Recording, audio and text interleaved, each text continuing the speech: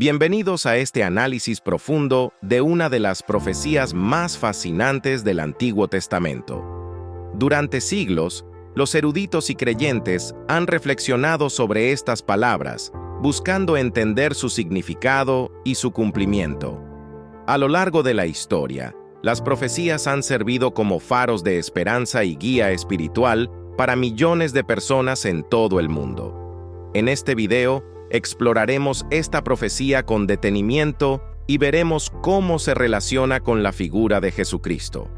Antes de adentrarnos en la profecía en sí, es crucial comprender el contexto histórico en el que fue escrita. Esta profecía se encuentra dispersa a lo largo de varios libros del Antiguo Testamento, incluyendo los escritos de los profetas Isaías, Miqueas y Daniel, entre otros. Estos profetas vivieron en diferentes períodos de la historia de Israel, desde tiempos de crisis hasta períodos de restauración. Aquí algunos pasajes del libro de la Biblia. Isaías 7:14. Por tanto, el Señor mismo os dará señal. He aquí que la Virgen concebirá y dará a luz un hijo, y llamará su nombre Emmanuel. Esta profecía, dada por el profeta Isaías, habla de un niño que nacerá de una virgen y será llamado Emmanuel, que significa Dios con nosotros. Esta profecía se considera una de las más directas sobre el nacimiento del Mesías. Este versículo es parte de una profecía dada por el profeta Isaías al rey Acaz de Judá, en un momento de crisis. Acaz enfrentaba una amenaza inminente por parte de sus enemigos, y el profeta Isaías le ofrece un signo o señal de parte de Dios para confirmar que él estaba con ellos y los protegería. En el contexto del Nuevo Testamento, este pasaje se considera una profecía cumplida en el nacimiento de Jesucristo. Mateo 1, 22, 23 cita este pasaje de Isaías y lo aplica a Jesús, quien nació de la Virgen María. Jesucristo es verdaderamente Dios con nosotros, cumpliendo así la profecía de Isaías. Miqueas 5:2. Pero tú, Belén Efrata, pequeña para estar entre las familias de Judá, de ti me saldrá el que será Señor en Israel, y sus salidas son desde el principio, desde los días de la eternidad. Esta profecía señala que el Mesías nacerá en Belén, una ciudad pequeña pero significativa en Judá. Esta profecía se cumplió cuando Jesús nació en Belén, como se registra en los Evangelios. El pasaje comienza señalando a Belén Efrata, una ciudad pequeña pero significativa en el territorio de Judá. Miqueas enfatiza la humildad y la aparente insignificancia de Belén en comparación con otras ciudades más prominentes, como Jerusalén. Sin embargo, es precisamente de esta ciudad pequeña de donde surgirá el gobernante mesiánico. El versículo continúa declarando que este gobernante mesiánico será Señor en Israel, lo que indica su autoridad y soberanía sobre el pueblo de Dios. Además, menciona que sus orígenes son antiguos, desde los días de la eternidad, lo que sugiere su preexistencia y su conexión divina. En el contexto del Nuevo Testamento, este pasaje se interpreta como una profecía cumplida en el nacimiento de Jesucristo. Mateo 2:1-6 registra cómo los sabios de Oriente vinieron a Jerusalén buscando al recién nacido rey de los judíos, y los escribas les indicaron que el Mesías sería nacido en Belén, citando esta profecía de Miqueas. Isaías 53. Este capítulo es conocido como el Cántico del Siervo Sufriente. Describe al Mesías como alguien que sufrirá y morirá por los pecados de la humanidad.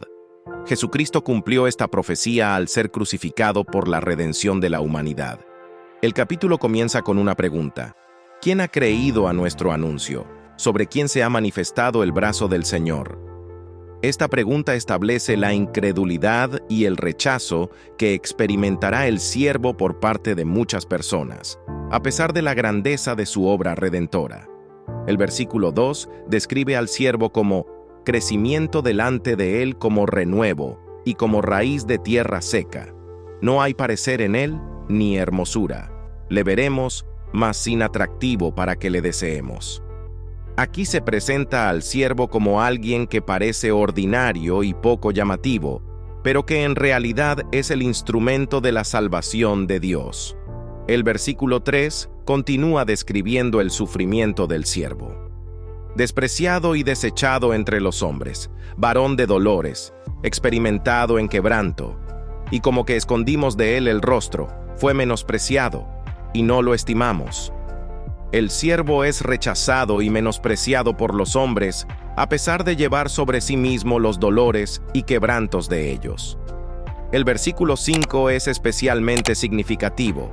Mas él herido fue por nuestras rebeliones, molido por nuestros pecados, el castigo de nuestra paz fue sobre él, y por su llaga fuimos nosotros curados. Aquí se revela la razón del sufrimiento del siervo, para llevar el castigo de los pecados de la humanidad y proporcionar la paz y la curación espiritual.